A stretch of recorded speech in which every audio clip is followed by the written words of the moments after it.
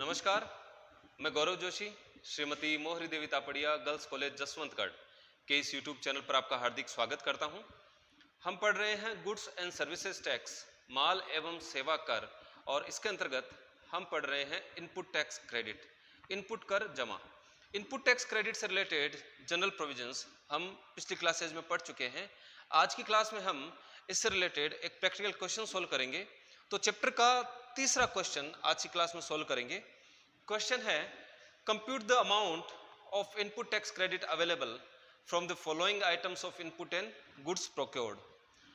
तो नीचे कुछ हमको जो इनपुट खरीदा गया है और जो माल और इनपुट खरीदा गया है उसके संबंध में कुछ सूचनाएं दी गई है और इनके आधार पर हमको गणना करनी है इनपुट टैक्स क्रेडिट अवेलेबल की, कि कितनी इनपुट टैक्स क्रेडिट, कितनी इनपुट कर जमा उपलब्ध है इस करदाता को, कितनी इनपुट कर जमा स्वीकृत हो सकती है।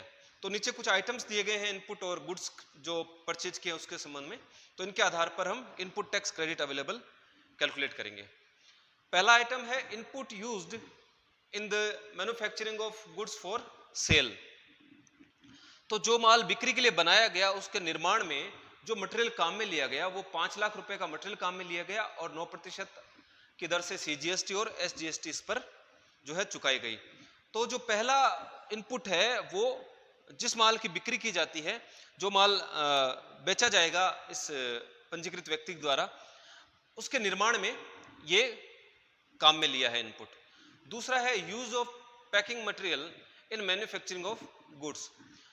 तो माल का निर्माण किया गया और इसमें इस निर्माण के दौरान पैकिंग मटेरियल काम में लिया गया 2 लाख रुपए का, और जिस पर 6% सीजीएसटी और 6% एसजीएसटी चुकाई गई। तीसरा जो आइटम है goods used for extension of office building. कार्यालय भवन का विस्तार किया गया और उस विस्तार में जो मटेरियल काम में लिया गया वो 1 लाख रुपए का मटेरियल काम में लिया गया और 14% की दर से सीजीएसटी और 14% की दर से ही एसजीएसटी उस पर चुकाई गई। चौथा है purchased food items and beverages to be used in dealers meet. तो जो डीलर्स हैं उनकी मीटिंग हुई और उस दौरान जो उनको मीटिंग के दौरान जो खाद्य पदार्थ और पेय पदार्थ उनको जो सर्व किए गए मीटिंग के दौरान वो खरीदे गए 50,000 रुपए के, जिन पर 6% सीजीएसटी और 6% एसजीएसटी चुकाई गई। Goods destroyed due to natural calamities. प्राकृतिक आपदा के कारण माल नष्ट हो गया 20,000 रुपए का और जिस पर 14% सीजीएसटी और 14% एसजीएसटी चुकाई गई थी। छठा है goods used for setting up telecommunication tower. तो एक दूर संचार टावर को सेटअप किया गया और उस सेटअप में जो मटेरियल काम में लिया गया वो 1,20,000 रुपए का था। 6% सीजीएसटी और 6% ही एसजीएसटी उसके संबंध में चुकाया गया था। Goods used in the repairs of office building, such repairs is debited to P&L account। Office building कार्यालय भवन की मरम्मत में कुछ माल काम में लिया गया और जो मरम्मत का खर्चा है इस प्रकार के मरम्मत को लाभ हानि खाते में डेबिट कर दिया गया। तो 60,000 रुपए का खर्चा हुआ और 9% की दर से सीजीएसटी और 9% की दर से ही एसजीएसटी चुकाई गई। आठवां है input stolen from factory stores. तो फैक्ट्री का जो स्टोर्स है वहां से माल चोरी हो गया 25,000 रुपए का, जिस पर 6% सीजीएसटी और 6% एसजीएसटी चुकाया हुआ था। Paper purchased for photocopying machine. Photocopy machine के लिए जो पेपर परचेज किए गए वो 20,000 के थे और 14% की दर से एसजीएसटी और 14% की दर से ही सीजीएसटी उन पर चुकाया गया। और 10वां है distribution of goods by way of gift. तो उपहार के तौर पर माल का वितरण कर दिया गया। उपहार दिया गया 40,000 रुपए का माल उपहार के तौर पर दिया गया, जिस पर 6% सीजीएसटी और 6% एसजीएसटी चुकाई गई। तो इनपुट टैक्स क्रेडिट का मतलब होता है कि जो माल या सेवा खरीदी गई है और खरीदे गए माल या सेवा पर जो कर चुकाया गया था खरीदते समय, उसका लाभ लेने से, उसकी जमा लेने से है। तो इन आइटम्स में से, इस प्रकार के आइटम्स परचेज किए गए हैं, इनमें से किस इनपुट के संबंध में इनपुट टैक्स क्रेडिट अवेलेबल होगी यानी कि स्वीकृत की जाएगी और कौन से इनपुट के संबंध में इनपुट टैक्स क्रेडिट अवेलेबल नहीं होगी। और ये इससे रिलेटेड हमने जो प्रोविजंस हैं, जो प्रावधान है, वो हम पिछली क्लास में पढ़ चुके हैं। तो उन प्रोविजंस के बेस पे हम देखेंगे कि कौन से आइटम की इनपुट टैक्स क्रेडिट ली जा सकती है और कौन से आइटम की इनपुट टैक्स क्रेडिट नहीं ली जा सकती। तो हम डिटरमाइन करेंगे डिटर्मिनेशन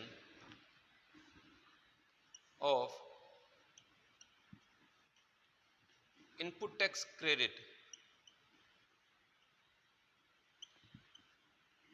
अवेलेबल, कि कितनी इनपुट टैक्स क्रेडिट अवेलेबल है।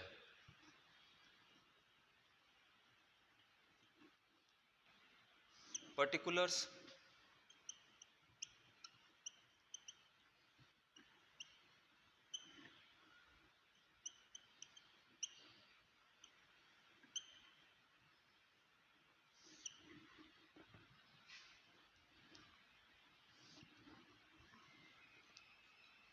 पहला है input used in the manufacturing of goods for sale. जो माल बिक्री किया जाएगा, यानी जो माल बनाया जाता है कारखाने में, उस माल को बनाने में, बिक्री किए जाने वाले माल को बनाने में जो इनपुट काम में आया है वो 5 लाख रुपए का काम में आया। तो ऐसे माल पर इनपुट कर जमा स्वीकृत की जाती है। On input used in manufacturing of goods for sale. तो 5 लाख रुपए का 9%, 5 लाख रुपए का 9% 45,000 रुपए। तो 5 लाख रुपए के इनपुट पर 45,000 रुपए सीजीएसटी के और 45,000 रुपए ही एसजीएसटी के जो चुकाए गए थे, उनकी जमा, उनका लाभ लिया जा सकता है। ऐसे इनपुट कर जमा स्वीकृत है जिस माल को बिक्री किए जाने वाले, जिस इनपुट को बिक्री किए जाने वाले माल के निर्माण में काम में लिया जाता है। दूसरा है use of packing material in manufacturing of goods. तो माल का निर्माण किया गया और इस माल के निर्माण में जो पैकिंग सामग्री काम में ली गई वो 2 लाख रुपए की थी। तो अगर पैकिंग सामग्री काम में ली जाती है तो उस पर इनपुट कर जमा का लाभ लिया जा सकता है, इनपुट कर जमा स्वीकृत होती है। On use of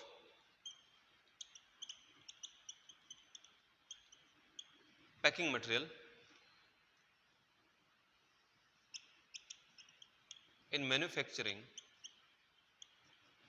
of goods. तो 2 लाख रुपए का पैकिंग मटेरियल काम में लिया गया जिस पर 6% की दर से सीजीएसटी और 6% की दर से ही एसजीएसटी का भुगतान किया गया था। तो जो कर चुकाया गया था क्रय करते समय पैकिंग मटेरियल, उस कर की जमा, उस कर का लाभ लिया जा सकता है। तो 12,000 रुपए और 12,000 रुपए सीजीएसटी के रूप में 12,000 रुपए और एसजीएसटी के रूप में 12,000 रुपए इनपुट टैक्स क्रेडिट अवेलेबल है इस प्रकार के माल की क्रय पर। तीसरा है goods used for extension of office building. Office building का एक्सटेंशन करवाया गया और जो है माल काम में लिया गया। तो हमने जब पिछली क्लास में सामान्य प्रावधान पढ़े थे तो हमने बात करी थी इनपुट टैक्स क्रेडिट कब जो है अवेलेबल हो सकता है, कब नहीं हो सकता। इसके संबंध में जो हमने जनरल प्रोविजंस पढ़े थे उनमें हमने बात की थी कि प्लांट और मशीनरी को छोड़कर अगर किसी अचल संपत्ति के निर्माण में कोई सामग्री काम में ली जाती है तो उस सामग्री के संबंध में चुकाए गए कर की इनपुट कर जमा स्वीकृत नहीं होती। तो ऑफिस बिल्डिंग या फैक्ट्री बिल्डिंग, इनके निर्माण में या इनके एक्सटेंशन में कोई माल काम में आता है तो उसके संबंध में हम इनपुट टैक्स क्रेडिट अवेलेबल नहीं होती। तो तीसरे आइटम के संबंध में इनपुट टैक्स क्रेडिट अवेलेबल नहीं होगी।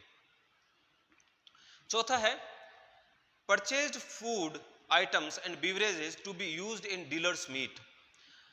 डीलर्स की मीटिंग रखी गई और उस मीटिंग के दौरान फूड आइटम और पेय पदार्थ सर्व किए गए और वो खरीदे गए 50,000 रुपए के।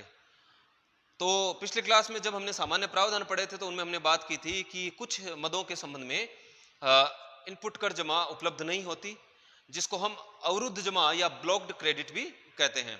तो खाद्य पदार्थ, पेय पदार्थ, बाह्य कैटरिंग, सौंदर्य प्रसाधन, किसी प्रकार की सौंदर्य शल्य चिकित्सा, स्वास्थ्य बीमा, जीवन बीमा, इस प्रकार से हमने कुछ सेवाएं पढ़ी थी, कुछ माल और सेवाओं के बारे में पढ़ा था। तो जब खाद्य पदार्थ, पेय पदार्थ या बाह्य कैटरिंग सुविधा प्राप्त की जाती है तो इस प्रकार से इन सुविधाओं या इस प्रकार के माल पर अगर खरीदने पर अगर कोई टैक्स चुकाया जाता है, जीएसटी चुकाई जाती है, तो उसकी इनपुट टैक्स क्रेडिट अवेलेबल नहीं होती। तो खाद्य पदार्थ, पेय पदार्थ क्रय किए हैं डीलर्स मीट में काम में लेने के लिए, तो इनसे इन खाद्य पदार्थों पर चुकाई गई जो कर चुकाया गया है उसकी इनपुट टैक्स क्रेडिट अवेलेबल नहीं होगी। पांचवा है goods destroyed due to natural calamities. नष्ट हुए माल के संबंध में, चोरी हुए माल के संबंध में किसी माल को उपहार या मुफ्त नमूनों के रूप में अगर वितरण कर दिया जाता है, तो इस प्रकार के माल के संबंध में जो है इनपुट टैक्स क्रेडिट स्वीकृत नहीं की जाती। छठा है goods used for setting of telecommunication tower. तो टेलीकम्युनिकेशन टावर, दूर संचार टावर या फिर कारखाने के बाहर अगर किसी प्रकार का कोई प्लांट स्थापित किया जाता है, जैसे हमने बात की थी सामान्य प्रावधान जब हम पढ़ रहे थे, तो कारखाना भवन के बाहर अगर कोई पाइपलाइन डाली जाती है और अगर दूर संचार टावर स्थापित किए जाते हैं, सेटअप किया जाता है और इनके संबंध में अगर कोई माल काम में लिया जाता है, तो उस पर चुकाए गए कर के इनपुट टैक्स क्रेडिट जो है उपलब्ध नहीं होती। सातवां है goods used in the repair of office building. Office building या फैक्ट्री बिल्डिंग, इनकी मरम्मत के लिए अगर कोई माल काम में लिया जाता है और मरम्मत के खर्चे का अगर पूंजीकरण कर दिया जाता है, यानी मरम्मत के खर्चे को ऑफिस बिल्डिंग या फैक्ट्री बिल्डिंग की लागत में ही अगर शामिल कर दिया जाता है, तो फिर इस प्रकार के खर्चे के संबंध में चुकाए गए कर की इनपुट टैक्स क्रेडिट अवेलेबल नहीं होती। लेकिन अगर रिपेयर के खर्चे को आयगत व्यय मानकर लाभ हानि खाते में डेबिट किया जाता है, तो इस प्रकार के खर्चे के संबंध में इनपुट टैक्स क्रेडिट अवेलेबल होती है। तो यहां पर जो सातवां पॉइंट है उसमें लिखा है goods used in the repairs of office building, such repairs is debited to PNL account. तो इस प्रकार का जो मरम्मत का खर्चा है उसको आयगत व्यय मानकर लाभ हानि खाते में डेबिट किया गया है। इसलिए जो 60,000 रुपए का खर्चा हुआ है, इस पर चुकाए गए कर सीजीएसटी और एसजीएसटी की इनपुट टैक्स क्रेडिट अवेलेबल होगी।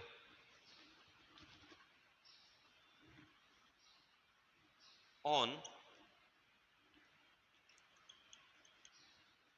Goods used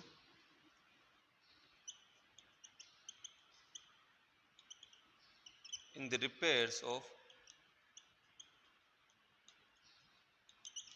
office building. तो 60,000 रुपए का खर्चा हुआ और 60,000 पर 9% की दर से सीजीएसटी, यानी 5400 रुपए सीजीएसटी के चुकाए गए और 5400 रुपए ही एसजीएसटी के चुकाए गए, और इन पर चुकाए गए, इस प्रकार के खर्चे पर चुकाए गए कर का लाभ लिया जा सकता है, इसकी जमा जो है उपलब्ध है करदाता को। Input stolen from factory stores. चोरी हुए माल, नष्ट हुए माल, उपहार या मुफ्त नमूनों के रूप में वितरण किए गए माल पर इनपुट टैक्स क्रेडिट अवेलेबल नहीं होती। Paper purchase for photocopying machine. तो फोटोकॉपिंग मशीन के लिए पेपर परचेज किया है और इस पर इनपुट टैक्स क्रेडिट अवेलेबल होती है। On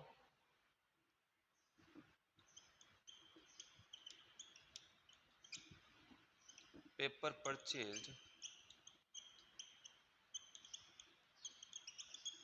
for photocopying machine. 20,000 रुपए का पेपर परचेज किया था जिस पर 14% की दर से सीजीएसटी, यानी 2800 रुपए सीजीएसटी के चुकाए थे और 2800 रुपए एसजीएसटी के चुकाए थे, और इन दोनों की इनपुट टैक्स क्रेडिट अवेलेबल है। जब माल की बिक्री पर आउटपुट टैक्स चुकाया जाएगा तो इनपुट टैक्स क्रेडिट के रूप में इस अमाउंट का लाभ लिया जा सकता है। Distribution of goods by way of gift. उपहार के रूप में अगर माल का वितरण किया जाता है, मुफ्त नमूने के रूप में अगर माल का वितरण किया जाता है, तो ऐसे माल के संबंध में चुकाए गए कर की इनपुट टैक्स क्रेडिट अवेलेबल नहीं होती। तो इस प्रकार से इन 10 आइटम्स में से केवल 4 आइटम्स ही ऐसे हैं जिन पर इनपुट टैक्स क्रेडिट अवेलेबल होगी। एक तो पहला है जो इनपुट मैन्युफैक्चरिंग गुड्स, जो माल बेचा जा रहा है उस माल के निर्माण में जो प्रयोग में लिया गया उस माल के संबंध में चुकाए गए कर की इनपुट टैक्स क्रेडिट अवेलेबल होगी। दूसरा, पैकिंग मटेरियल काम में लिया गया माल के निर्माण में, इस पर भी इनपुट कर जमा उपलब्ध होगी। और तीसरा, मरम्मत में, ऑफिस बिल्डिंग की मरम्मत में जो माल काम में लिया गया और ऐसे मरम्मत के खर्चे को आयगत व्यय माना गया है, लाभ हानि खाते में डेबिट किया गया है, तो इसके संबंध में इनपुट टैक्स क्रेडिट अवेलेबल होगी। और जो पेपर परचेज किए हैं फोटोकॉपिंग मशीन के लिए, इनके संबंध में इनपुट टैक्स क्रेडिट अवेलेबल होगी।